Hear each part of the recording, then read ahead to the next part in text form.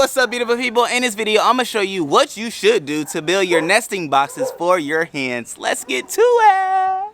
What's up, beautiful people, and welcome to another episode of Don't Keep Up with the Joneses. Don't keep up with the Joneses. Don't keep up with the Joneses. Don't keep up with the Joneses. Don't keep up with the Joneses. What's up, beautiful people? It's me, Ricky Jones. You're back again for another video. And like I said, in this one, we will be building, or more than anything, finishing our nesting boxes for their chickens. And so, I don't know if you saw in a previous video where I talked about them being built, but I did put them all together when I was building the overall hoop house scenario itself. But in it all, with it all, now it's time to finish it. As you can see, it's just right there, but I want to finish it off largely because they have been sleeping in it all, well, not sleeping in it, but sleeping on it thus far. But then I made some roosting scenarios where they can sleep there. But now I want to finish this off, close it off, and just have it nice and fluffy and pretty for them, just in case they want to just fill it out, you know, sleep and all those good things before they start laying eggs, because they only are, for my care, over a month old, so they're not laying eggs right now. But in it all, with it all, we will be doing what's necessary to make sure their nesting boxes are what they should be. So let's go ahead and get into it. I'm gonna walk you through it, and then you'll be able to do it yourself. First things first, if you're new to the channel, if you would, click that subscribe button. I would greatly appreciate it. But as you can see, like I said, they have been sleeping on top of this here nesting box so far thus far, and which is reason why we have the poop as we do. And so what I'm gonna do is go ahead and clean this out for now, just to make sure they have a nice area in which they can be if they choose to sleep in here going forward. But I've since built this here for them, which they've been doing their thing with it. I'm greatly appreciated for the adaptation for it. But with it, let me go ahead and clean this off, and then I'll finish off and tell you all the different dimensions and what I did and what I thought about right there. But first things first, let's go ahead and clean this out.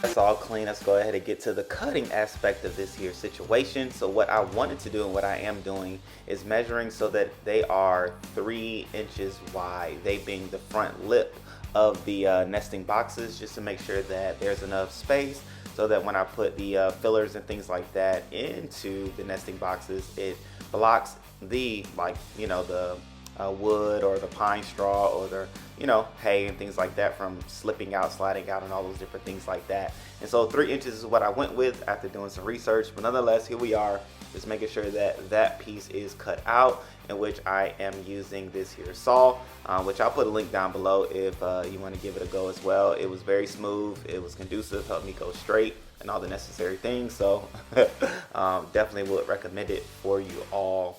And the roosting, or excuse me, nesting boxes are 12 inches. Well, 2 of them are 12 inches. One of them is 10 inches. You know, it happens when you're bad at measuring.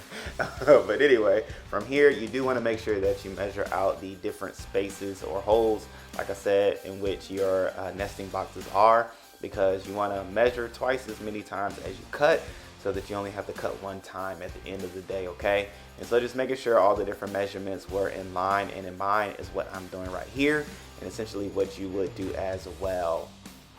From here, then, you know, I'm cutting out those little pockets and spots for the front pieces. And I'm sure you saw from the thumbnail, I did them individually, which some people do them all as one, but I had a, you know, thing in mind. I'm always thinking ahead, which you should as well. Nonetheless, thinking ahead, I did them all individually. And then, you know, we're going for the cuts. And again, as I say in all videos, make sure you are safe, keeping your hands away from the blade as much as possible, because you do want to keep your hands intact, okay? And then from here, just making sure before I screw anything in here, what things will look like, what things and how things will go and flow. and will it accomplish the goal in which I ultimately wanted, which they do. So I'm thoroughly excited about how things turned out. And then of course one screw, oh, you see there's a little dilemma here, but it's okay. That's why you do one at a time, and then from there you go back and make the necessary adjustments if and when possible. So you'll see me now doing the screw here, and then I realized it was a little wiggly, jiggly, and so I had to make the necessary adjustments, which one was to go a little bit higher on the screwing so that it wouldn't buckle at the bottom, but then two, securing the partition that separated one nesting box from the other, which would in turn make a more secure scenario. And so I had to do it for one, I had to do it for the other as well. But again, hey, ladies and gentlemen, it's all about trial and error and learning as you go. And so boom, there's the security screw for the bottom, in which just making sure everything is nice and tight as well as straight is what I'm going for. And then here we have the last one, and as you can see, I'm nice and sweaty. I mean, we're inside the chicken coop right now, so it is what it is, and it's gonna be what it's gonna be, but it's gonna be done at the end of the day.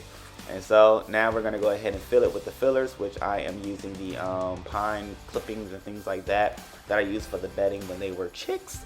And so I'm just putting it in here just so that they have something that they're used to, or even something that they will get used to, and laying those beautiful eggs in. Okay, so that's what's going on right here, ladies and gentlemen.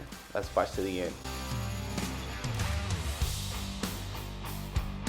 Okay, great people, so here we go. Here's the outcome. Yes, that does look a little funky on the end, but it's because that one on the piece, or excuse me, the end on the piece is it goes a little bit further than necessary, so I didn't have that little clean straight line as the other ones did. But hey, it's still functional as I need it to be, and the 3-inch lip does give me plenty of space to be able to put what is necessary here as far as the nesting bedding, right? We'll call it nesting bedding. So this is the pine. You can use hay, you can use other things as well, but this is what I already had when I was raising them from chicks, and so that's what I put in there. Again, this here being the safety measure, but anyway, with it all, it'll be cool and easy to clean out. So I'll just be able to slide this here bad boy up, scrape out the shavings from there, and then add new ones when and how necessary. So I'm enjoying what it is, and there's my little peephole that I do have.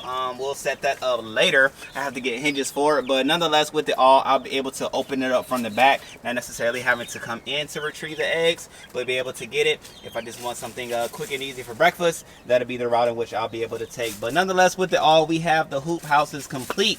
12 inches, that one's a little bit smaller, 10 inches, and then that one is 12. So with the 6 chicks in here, this will be more than enough for them, but I'm most likely sure they'll be in the same ones as most other growers say. So with it all, this is chicken coop, ladies and gentlemen. You want it off the floor and all that good stuff, but with those safety things in mind, here you go. I'm gonna see if necessary if I need to put an extension out here on the ends to put like a rod there for them to be able to perch on to get in there, or if this will suffice for them to be able to fly in. So definitely make sure you stay tuned. Click that subscribe button and bell notification so that you can see what I may need to tweak and or do based off of their interactions with the nesting boxes as presented. And so yeah, ladies and gentlemen, with that being said and all those things being shown, I think now we are aware of how to do such a thing if we were to give it a try ourselves. But in it all, with it all, go for it, grow for it, and you can make it happen. I showed you what to do, showed you some things not to do, but in it all, with it all, you know that you can do it yourself. So nesting boxes, which are a necessity for all egg laying hens. And so hey, I showed you a cool way to do it. Go ahead and give it a try. If you try this out, definitely let me know, or if you make minor tweaks or things like that, let us know in the comment section below so that we can all learn and grow together, because what you did may be something beneficial for somebody else, and then they can then do it too. So hey, it's all about the community that helps each other, and that's what we do on this here channel. So I love you all, I appreciate you all. I will see you on the next video. Happy growing, because we're growing chickens, y'all.